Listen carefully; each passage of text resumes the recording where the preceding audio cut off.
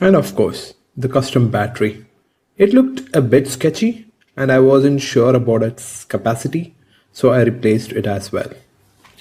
I replaced the broken bottom bezel as well and the non-existent hold button assembly. The zip cable has been completely torn off, it would never work. And the back panel without its clips on the edges, hence all the gluing. And with that, client's OLX purchase gets a second chance and it lives again.